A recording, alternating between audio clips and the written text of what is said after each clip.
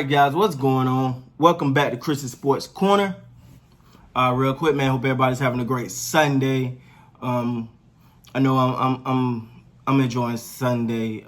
Sitting back, relaxing, watching some games, getting some work done.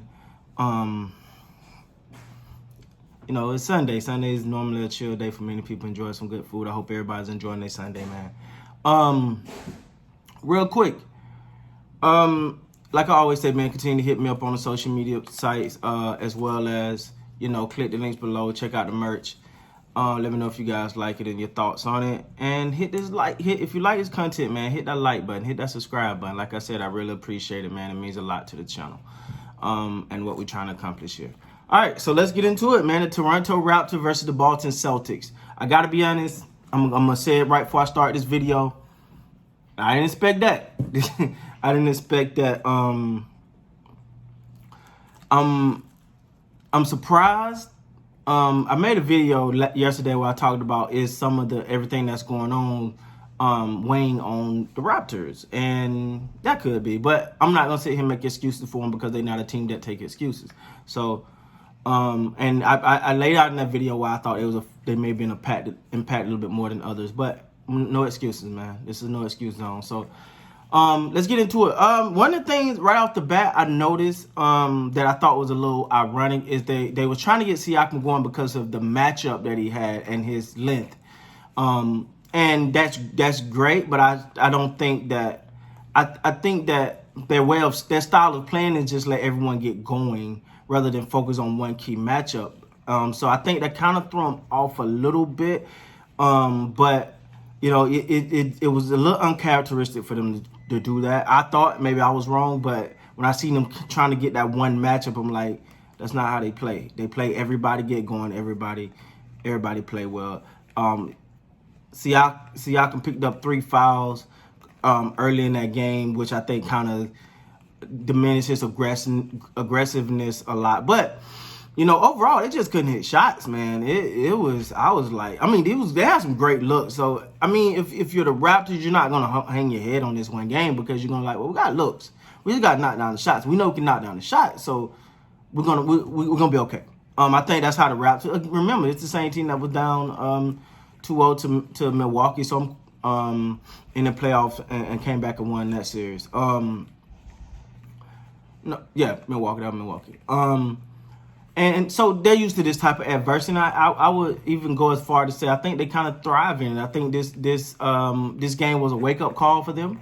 It was not necessarily a wake up call. Maybe that's not the right term, but it was a game where it's like, okay, we're in a series, man. These guys are coming out and they're coming out on fire.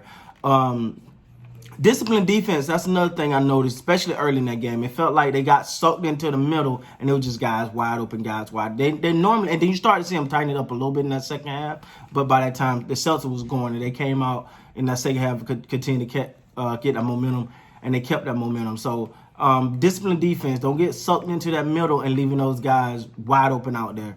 And force the action down the lane. That's something else I didn't notice. I thought they got to... Don't be selling for threes. It's this thing now where teams get behind and they start selling for threes, putting up threes. Listen, you ain't got to do that.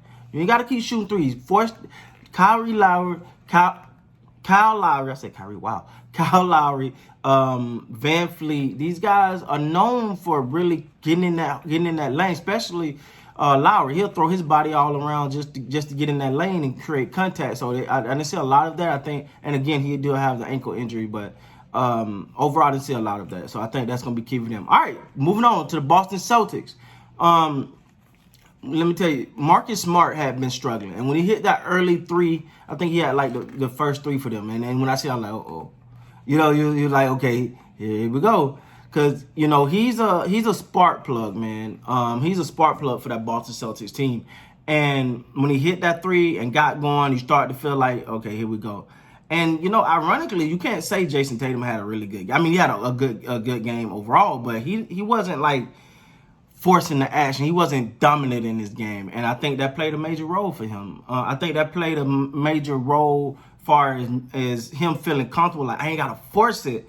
Like, these guys got me.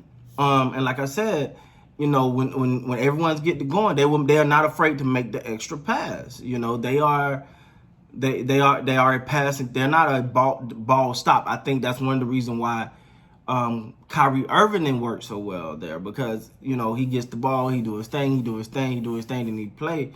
I think that they constantly keep the ball moving, and they kind of force you to chase the ball, and you know they can actually get some really good open looks. And Tatum didn't even really have to go off in this game for them to really get there. There's something else. All of the Boston Celtics starters was in double figure. That go back to what I was saying about their ability to move the ball around. They came out focused. They didn't miss a beat. They played well. Their defense was up to par. They knocked down their shots. You know, they took advantage of some calls. I mean, everything a team competing for a championship is supposed to do, they did it. So hats off to Boston, especially with them being a younger team. You know, a lot of times that when a younger team plays someone the caliber of the Raptors, defending champions, they can start pressing and trying to do a little too much a little early in the series, and that can kind of cause the series to get, or at least that game to get away from. But you didn't see none of that. You see those young guys playing well, playing within the system. I think they got a great coach in Brad Stevens, and you can see him telling them, hey, keep it going, don't stop, just keep doing what we do, play our style of basketball. And they did it, and it comes out. The last thing I would say about the Boston Celtics is you got to keep the pressure on. You got to keep the pressure on, because this is familiar territory for Toronto. They've been here, and they bounced back, and they won series like this. So don't get, you know, don't relax, don't keep your feet up, don't pat yourself on the back too much. You're in a series with one of the most scrappiest, one of the most relentless teams in the NBA. So for Boston, it's gonna be really, really important for them to keep that pressure on if they want to come out of this series with a W. As far as going into game 2, I expect Toronto to make some serious adjustments. I think their coaching is great, so they're going to make some adjustments. The Boston Celtics are going to have to make some adjustments as well. And you know, this is going to be this going to probably be one of the best series in all of the playoffs. I predict, like I said, I predict it's going to be a 7-game series. So that's my take. All right, guys. Well, that's my take. Congratulations to the Boston Celtics. They up 1-0 over the Toronto Raptors. With that being said, please like, comment, subscribe to the channel. Until next time, man, you guys be great.